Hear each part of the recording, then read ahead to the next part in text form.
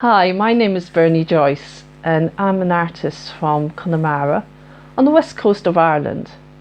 In 2016 I had a travelling exhibition called Pearse's Footprints, and it consisted of a series of paintings based on Patrick Pearse's short stories, where I went around Connemara to schools, colleges, day centres and cultural evenings, showing these paintings and giving a presentation.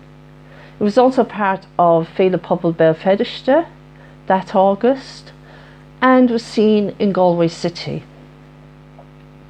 Now, Patrick Pearse came to Rosmuck in 1903 as an external examiner for Conradh na Gaeilge. Some local people were attending evening classes to become Irish language teachers, and Pearse was going to sit the exam with them. Anyway, he loved the place so much that he came back almost every summer and stayed with the local teacher until he bought a place himself in 1907 and built a cottage on that land. In fact, in 2016, Enda Kenny, who was Taoiseach at the time, officially opened a cultural centre near the cottage, which has loads of displays on Pearse's life, not only as a signature for the Easter Rising, but he was also a teacher and a creative writer. There's also interactive displays on Connemara culture, past and present, and obviously the cottage itself. Anyway, I'm going to start with the first painting I did, and this is based on the story called Isagon. Sean Whitehouse was a lovely old man who everyone seemed to adore, especially children. But the only thing, he wouldn't go to mass, and back then, say 100 years ago, that would have been unusual.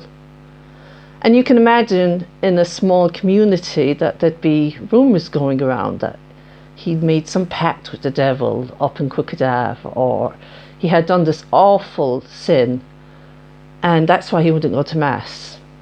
But it never says in the story exactly why he wouldn't go to mass.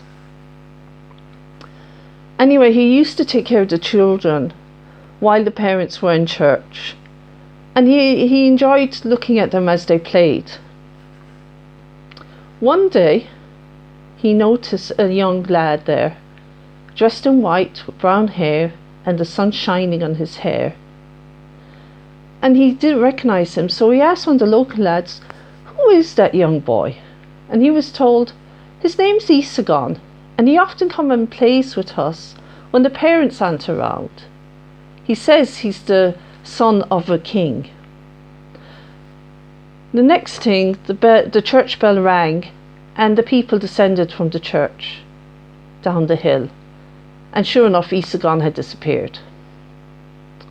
So the week later, Sean White just kept an eye out for Isagon, and when he saw him, he said, "Come over here, Isagon, we'll have a chat."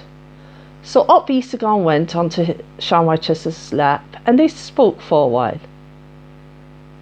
After a while then, Isagon asked, "Why don't you come to my father's house?" And Sean White just said, "Geez, I'd be embarrassed. I'm an poor old man. What would I be doing going to a king's house?" And Isagon said, "There's always room at my father's table for you." Anyway, the church bell rang, and Isagon bade farewell to Sean Whitehouse. That night there was a knock on the parish priest's door, and when the priest opened the door, a small messenger said, "Come, Father, Sean Whitehouse needs you." So the priest said, "Wait a minute, I'll get my coat and I'll go off with you." But when he returned to the door, the little messenger had disappeared. Off the priest went to Sean Whitehouse' house and gave him his last confession. Afterwards, Sean Whitehouse asked, "How did you know, Father, that I needed you?" And the priest said, "This young lad, dressed in white, with brown hair, and the moonlight was shining on his head, called me. And with Sean Watch's his last breath, he said, "Ah, that's Isagon." So it's a lovely story. And this was the first painting I actually did for the series, and I intended to put Sean Watcher sitting inside his door, as it's said in the story, and that he'd be kind of coming out from the shadows.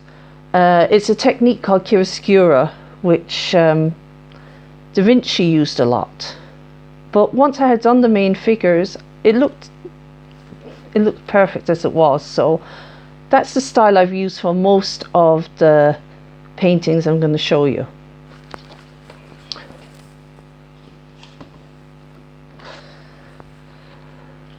This one is called, this is based on the story Bíd an Óráin, and I used my great-grandmother as a model for this. I just thought she looked like the character in the story, and her name was Bíd too.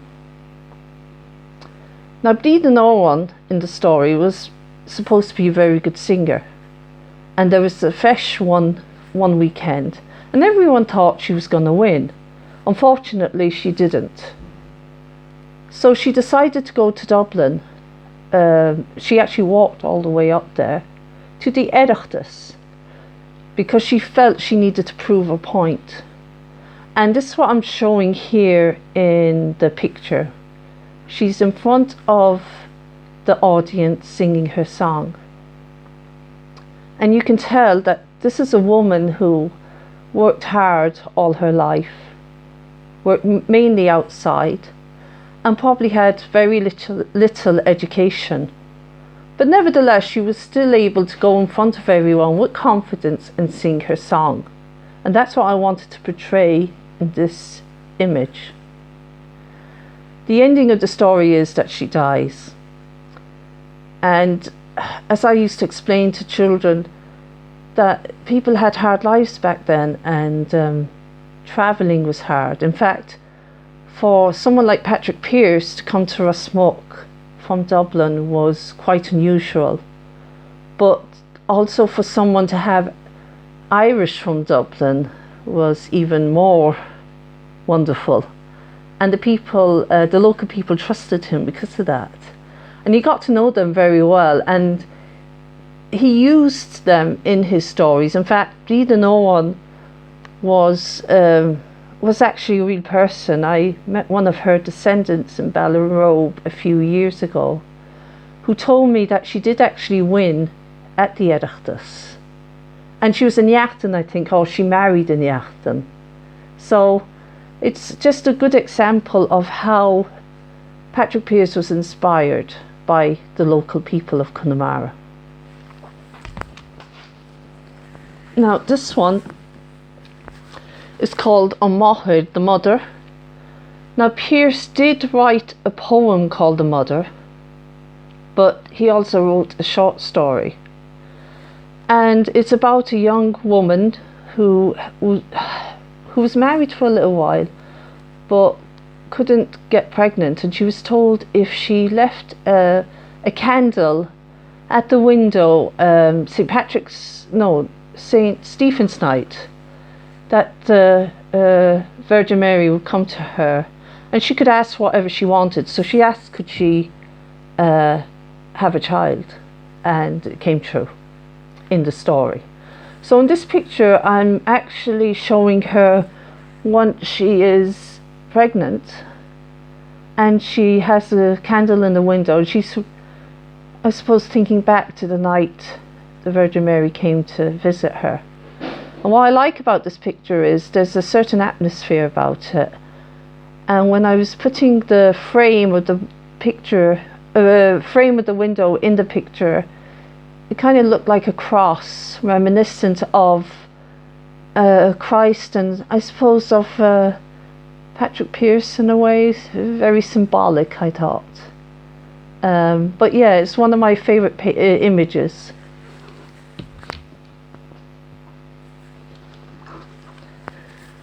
Now this is called, this was based on the story Jarragadeel. And of all the stories I read, the short stories, I suppose this character is the most tragic of them all. Now, I'm not going to go into the story itself, but the backstory to this was that Patrick Pearse was attending Mass in Rusmuck one Sunday, and the local priest denounced a woman and told her to get out of church. I don't know what she'd done, but as she was leaving, he called her Jargadil, which is a type of beetle, but I'm not sure what kind. Anyway, it was meant as an insult and almost like well,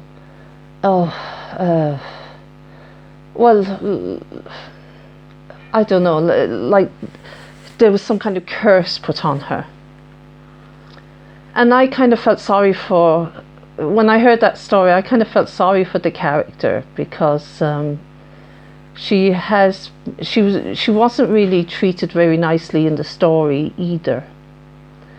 So in this picture I'm showing her dressed in the shawl that they would have worn then, and behind her are the congregation, and you can see the windows, which are the windows that are in our local church. I left the stained glass out of them. Now, as I showed this to the smallest children, obviously I couldn't tell them the story because it would have been appropriate. So I was going to talk about the shawl and the clothes women wore years ago. But as soon as they saw this picture, they started singing Peggy Let You More, which was an uplifting type of song of a beautiful Connemara woman. So I thought that was nice that the children seemed to show empathy towards this character more than she got in the story, or even in real life, if it's true. So this is Jargadil. It's a lovely story.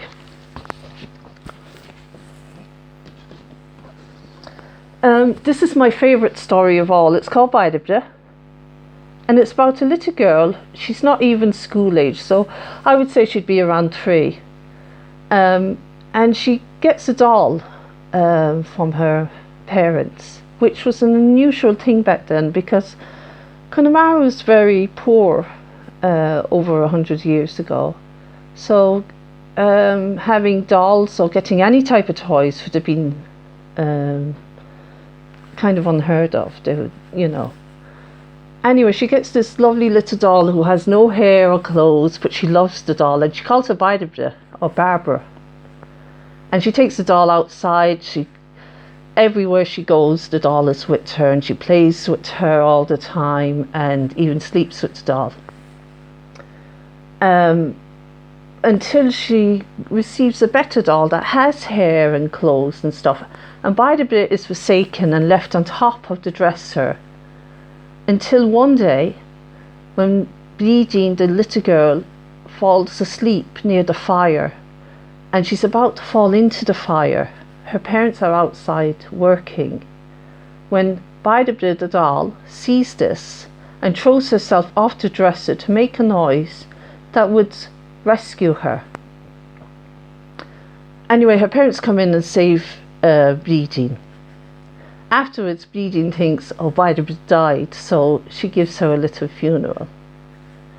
Now, the reason why I like this story is Pearse was wonderful at, as a writer, he was really good at portraying children and their conversations. And it's not easy to create a character of a 3-year-old.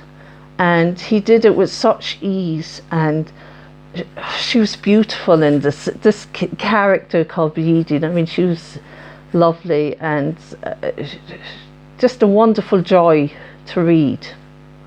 So in this image, I decided to have Brídín outside with her doll. So this is Baidibja, the doll, and you can see she doesn't have any hair.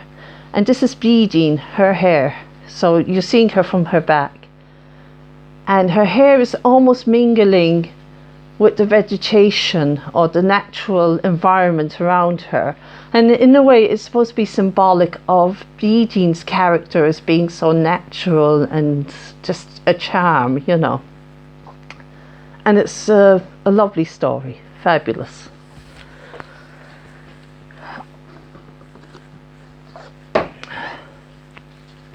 Now this is called the Banhuinte, or the Keening woman. Now many years ago in Connemara, when there was a funeral, you'd have Keening women who would cry at funerals, but they'd also sing very sad songs. And this story is about one of them. Now I'm not going to go into the story because it's quite long and sad. But what I will say is my great grandfather, Sean Faddy, is a character in the story. He's called Sean Ní Chonada from Kilricon. So that's my claim to fame, and I'm very proud to have a relation in a story. And again, it's another reason for me to do these paintings.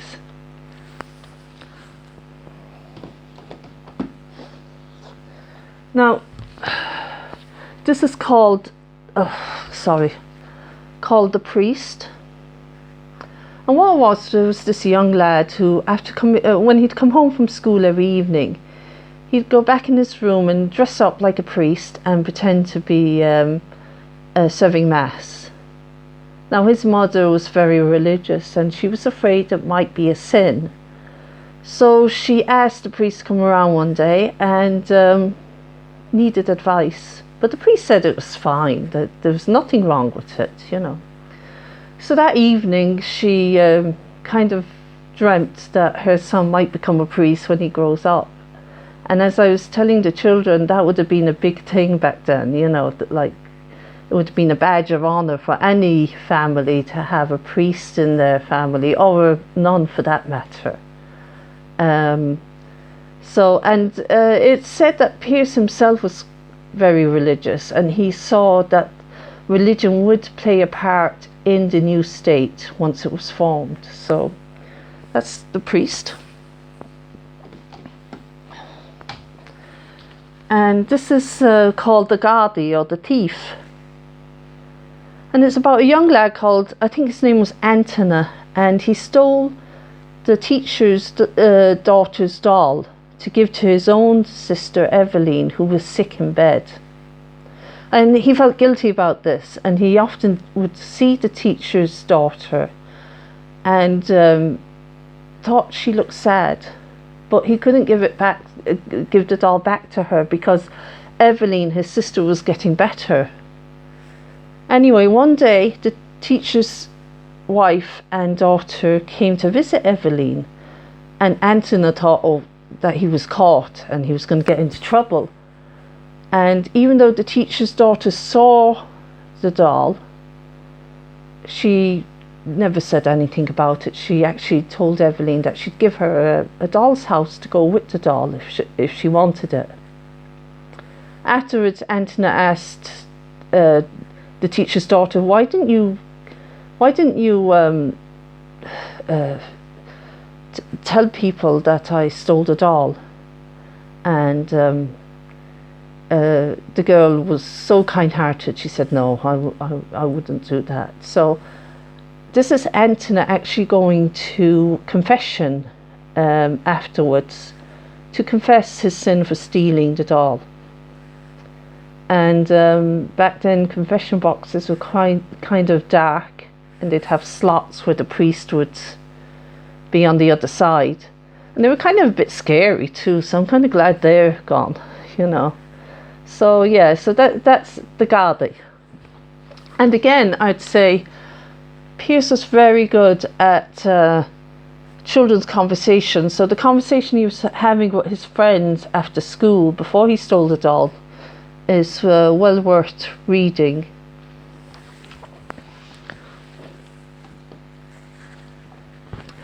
And this is the biggest of all my of all the images, and it's based on the story Oni Ninyeon.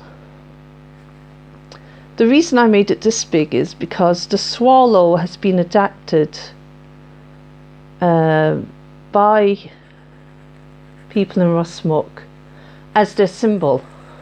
It's actually on some of the school cresses, and also the local football team, na Pearse, have it on their crest. So yeah, it's the symbol for Rusmuck, I suppose you could say. And it's a sad story. It's about a young lad who loves birds, and he waits for the swallows to come.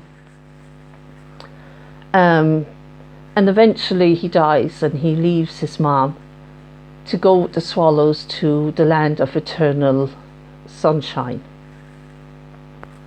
But again, Pearse would use locations in Rusmuck as well as the people. He'd use Rusmuck as locations. So my next story is all about that. Now it's quite long, the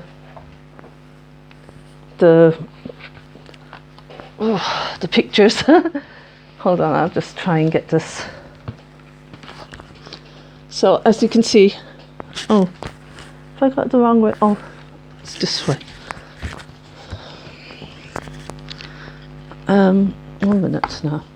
So yeah, so this story is called The Roads, and the backstory to this is there was a Lord Lieutenant called Lord Dudley who lived in Rusmuck with his wife, Lady Dudley, and they would put on, say, evenings for the local people, where they might show newsreels and newspapers and books and stuff for them.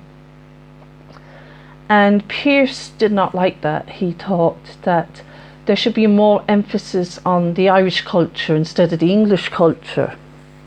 So he decided the same night Lord Dudley was going to do one of these evenings, that he would organise a fleadh, which is like a céilí in the local school. And he wanted to see would the local people come to his fleadh or go to Lord Dudley's. And it turned out that they came to the fleadh. Now, Lord and Lady Dudley have also been mentioned in Ulysses by James Joyce, so there's a nice connection there through literature of the Dudleys. And Lady Dudley too was also responsible for creating the Carna nurses, which was a great help at the time because healthcare wasn't as easily accessible as it is today. So you know, they seem to be decent enough people in a sense, you know. Anyway, that's the backstory. Now, in this story, The Roads, on the Bóta, Fear Bailachtaí, the Dublin man, organises a fleadh in the local school. So we're all saying that the Dublin man is probably Patrick Pearse himself. So he actually used himself as a character for a change in his story. And everyone in the community was invited. Even Owen was going to be there singing away with many other musicians and dancers. So, as I said, everyone was invited, but Nora had to stay home and take care of the baby, which she wasn't too happy about. So she had a kind of a teenage drop, and she cut her hair and she put on her brother's clothes and went to the fleadh and looked in through the window while it was almost over, and she saw everyone dancing and having fun. And afterwards, as she was ready to leave, she almost got caught by the priest, but he thought that she was his brother, Nora's brother. So these images here are actually based on the roads that Nora took as she decided to run away from home. So she starts off here at Tullachbeg, where the flower was across the road from there. Now, the old school mentioned in the story isn't there anymore. There's a hall there, a community centre instead. But the lake is still there. And then she goes out the road until she comes to Kilbrickan Crossroads. and she looks up and she sees a light in O'Niachtan's house. Now it is said that Pearse used to stay there often. He'd often visit, and if it was raining on the way back from church, he would stay at the Niachtans. And then she goes on to Cwcanamuna. Now in Princess Macanice's book, Rosmuc agus Cogan na Saoirse, he mentions Pearse, and he says that from this location, Pearse used to drill na Hógla, and he was at a great vantage point because the views are brilliant around there. You could see na Hógla from all directions. There's also a natural echo, so on a quiet day, it was said that you could hear Pearse's shout miles away. So he picked a really good location, if that's the case. She keeps going on now until she gets as far as Rillick Kilone, or the cemetery. And the moonlight is dimmed a bit by clouds. And she's starting to get scared, so scared that she's starting to see things or imagine things. She thinks there's this dark figure behind her, which is actually a character from the Keening woman, or An Van Huinte. Beside her, she sees a woman barefooted, which would be Blin and Oran. And she sees a young lad with white clothes on, Isagan, in front of her. So off she goes up Clochalachta, which is another village in Rosmuc. And she decides to take a shortcut. Now, I looked for that shortcut. Now, I couldn't find it when I was making this picture, so this isn't exactly the right location here in this one. I found the shortcut a few months later, and I was told that Pearse would often take that shortcut to his own house. And also, it was like a road through the bog, and many locals would use the same shortcut to go to the bogs. So by then she actually hurts her leg. Nora hurts her leg, and she ends up coming out at Loch Elurach. Now that's the lake beside Pearse's cottage. And the pain gets so severe that she starts really seeing things, and she's very scared. And she seems to see a Christ-like figure and soldiers running after her, running after him.